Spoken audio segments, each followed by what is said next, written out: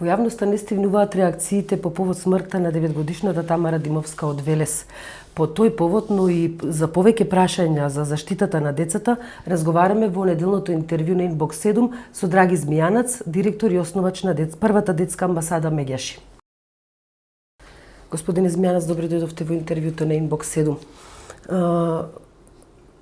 Каква е вашата реакција или кој е вашиот став во врска со смртта на Тамара Димовска?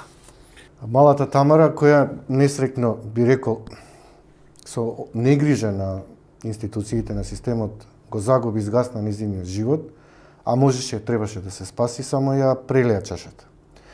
Ние евидентиравме бројни случаи на занемарување, негрижа и несоодветно ефективно и ефикасно постапување од страна на институциите на системот, каде што се заветиле дека во најдобар интерес на децата, потпишувајќи Конвенцијата за правата на детето и факултативните протоколи ќе постапуваат.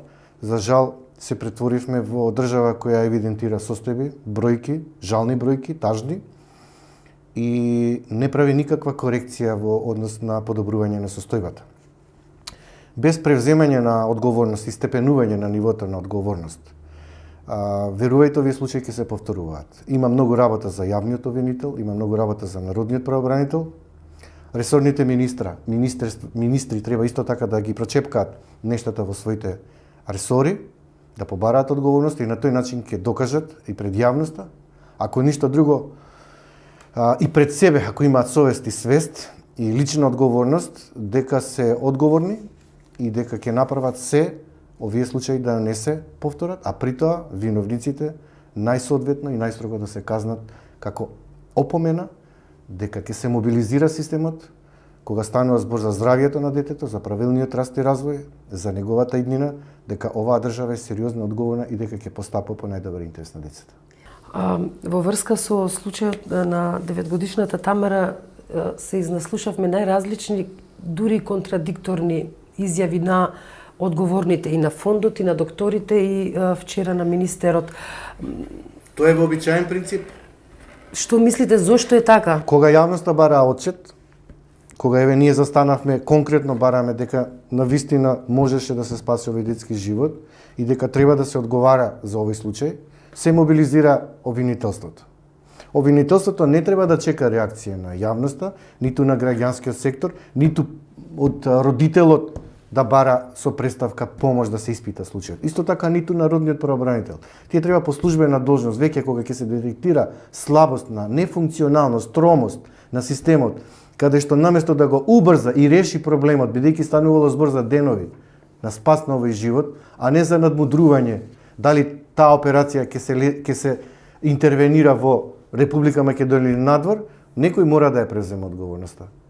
Значи, министерот е коректно да си побара одговорност од тие кои го попречиле на временото интервенирање со операција за малата Тамара. Може ли настрана од сите тие партиски препукувања да ја лоцирате одговорноста во овој случај, секако во секој друг случај? Кога говориме со мандат и легитимитет кој граѓаните ни ја доверуваат. Кога бараме одговорност, оставка, директно се насочуваме кон институциите кои не постапиле соодветно. И многу често ги повикуваме на одговорност. Но она што мене ме загрижува, нема механизам на санкции. Иако ние доставуваме до Комитетот за правата на детето извештај за состојбата со правата на децата, таму ги детектираат состојбите Комитетот за правата на детето. Стигаат препораки до државата.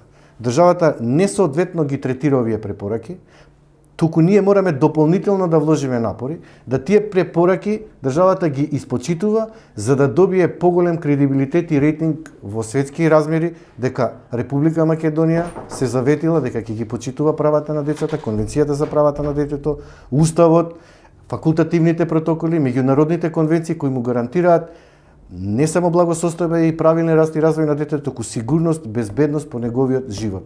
Овдека имаме елементарно прекршување на правото на детето, згаснат еден детски живот, јавноста бара одговорност, бара отчетност и државата е должна да одговори што се случи не само со Тамара, туку и со сите детски животи изгаснати во изминатата година. Не само изгаснати животи, туку и злоупотребата на, во конкретниот случај на малолетник во затворот во казнено-поправниот дом Тетово во одделението во Велес. Ги добиваме тие информации. Веруете, ги алармираме институциите. Значи, ние на СОС телефонот имаме регистрирано на 20.000 случаеви, каде што децата и граѓаните се охрабриле да постапат. Но она што нас не загрижува дека тие немаат доверба во институциите на системот дека ќе постапат навремено, брзо, праведно, правилно и правно. Дека децата ќе им се фокус и дека ќе ги заштитат од насилство и злоупотреби. Тоа со Велес долго траеше. Народниот правобранител имаше увид дека таму се случува нешто, но верувајте, најтешка работа во Република Македонија да се покрене кривична одговорност против некого и таа да се турка до крај и да се добие одговор со судска разрешница во суд. Се додека тоа не се случува, а луѓето кои работат и се одговорни во државата, при тоа не сносат одговорност, верувајте дека овие појави ќе се повторуваат. Вие како прва детска амбасада што ги штити правата на децата, мислам дека подсетувате и на серија на други дечиња на кои им е потребна помош слична на Тамара. Да, не е доволно само да се потикнат граѓаните на солидарност и тие тоа го прават. Вклучувајќи го и ДДВ-то кои го даваат. Тука се и мобилните оператори кои го сервисираат сето тоа. Бараме отчетност во однос на ажурирање на овие проблеми, на времено нивно решавање, исклучувајќи ги сите партиски злоупотреби, пресметки за судбината на децата. Тоа би ги замолил сите да го тргнат на страна. Треба се фокусираат кон тоа дека на децата им сме потребни, дека тие се ранливи, дека не секој родител има можност, капацитет и моќ соодветно да постапи и од воспитен, и од економски, и од образовен карактер. Дека државата, кога родителите не се во позиција мог да му помогнат на своето дете, се вторите како старатели кои треба да ја земат грижата на свој плеки.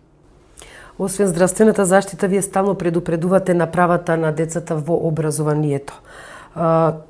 Стално предупредувате на кршење на правата на децата, особено ние со тешкоти во развојот. До кај сме со обезбедување на заштитата? Ние кога ќе кажеме дека во Македонија има најмалку 1500 невидливи деца фантоми, дека тие со нив може да се најлесно злоупотребува преку граници со трговија на детски органи, со детска проституција, питачење и така натаму. Државните институции се пресметуваат со нас околу детектирање на точната бројка. Дали се 300, 1500 или 4500?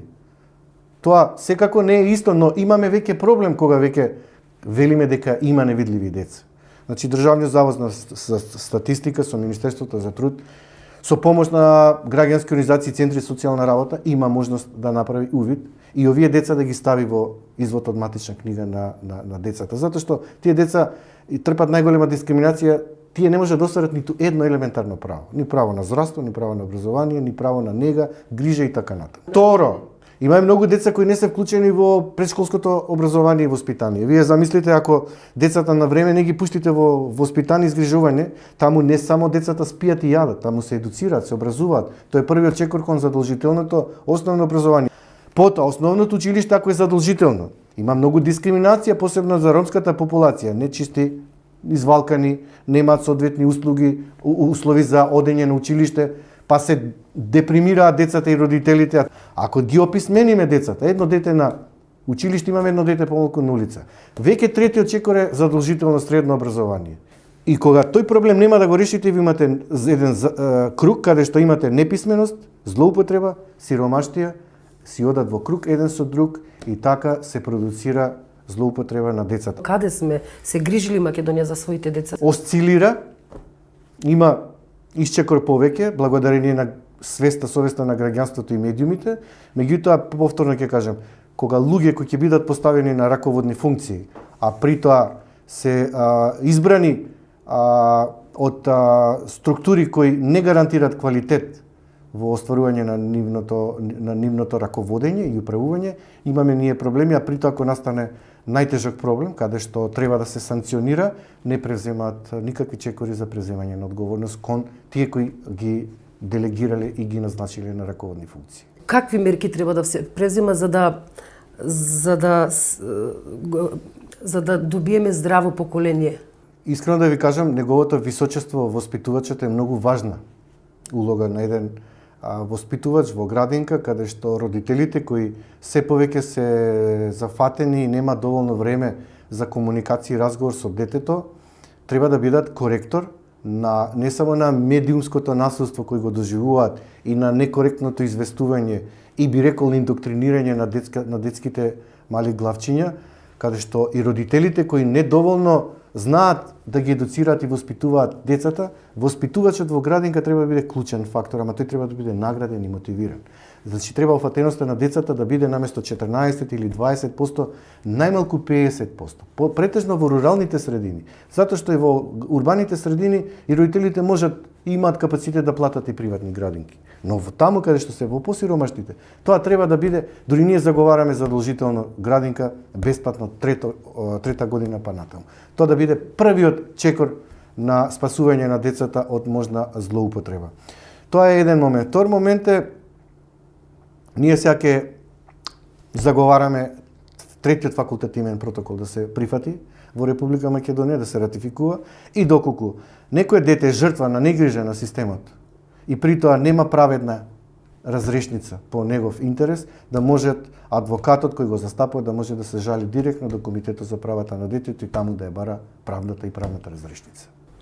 Најавувате собир, посакувате и работите на тоа на заеднички состанок со чинам сите невладини Здруженија на граѓани. Зашто станува збор? Кои имаат ранлива категорија на деца, кои се болни од ретки болести, аутизам и полио и така натаму, кои чекаат помош и поддршка од државата, кои имаат потешкоти во остварување на правата, да се здружиме да видиме што понатаму, дали ќе одиме со петиција, дали ќе одиме со протест, дали ќе одиме со марш, дали ќе одиме со разговори со институциите за подобрување на состојбата, да знаат дека ги следиме, дека сето тоа го евидентираме во извештај и дека ќе бараме од нив поголема ефикасност и мобилност. Ова сега ќе оди малку подлабоко со остварување на правото на здравствена заштита, грижа, нега, персонален асистент, инклузија на децата во основното училиште, степенување на нивото на нивниот хендикеп, дали е соумерен, лесен, потежок, како се врши инклузијата, како се едуцирани училишните професори за работа со деца, дали секој училиште има дефектолог, логопед, социјален работник, дали социјалните работници имаат увид во семејства во ризик и дисфункционални семејства за да не настануваат тешки последици по животот на детето, силување, насилство, инцест, злоупотреби и така натаму, за да тој систем функционира на дневна основа. Господине Змјанец, ви благодарам. И вам ви благодарам. Почитувани, ова беше неделното интервју на Инбокс 7 со директорот и основач на првата детска амбасада Мегеш и Драги Змјанец.